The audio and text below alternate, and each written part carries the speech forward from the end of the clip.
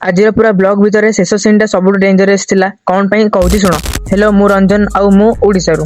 आज सकाळु बाहर जाइथिली college जीवाकू lead मागी पहुंची गली खोर्धा स्टेशन रे। किंतु आज ट्रेन रो किछि अलगा ही प्लान थिला। स्टेशन बसी बसी पूरा बोरिंग लगुला। बहुत समय वेट कला परे फाइनली ट्रेन आसिला आ मु पहुंची गली गंगाधरपुर स्टेशन रे। सेठी सांग माने देखा हे गले। तापर समस्त मिसी कॉलेज बाहरिलु। कॉलेज थ्योरी क्लास थिला। सार आसी नथिले तो मु टिके पढुथली। तापर सार क्लास को आसी पढ़ा स्टार्ट कर देले।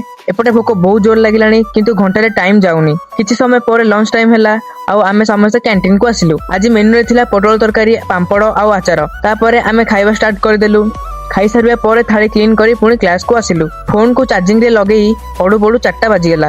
आउ छुट्टी हो गला। कॉलेज रु बाहरी दुकान रे ठंडा पीलु। सेथिरे पुणी गोटे कुरकुरी पाई दुई जन संग मजाक मजाक रे झगड़ा करुथिले।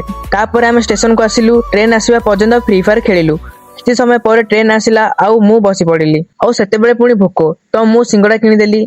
आउ मु एबे सिंगड़ा खाइबी। जदि तमे एमिति इंटरेस्टिंग ब्लॉग देखिबाकू चाहुचो ताले पेज को फॉलो आउ सब्सक्राइब करि दबो। रहूजी जय श्री जगन्नाथ।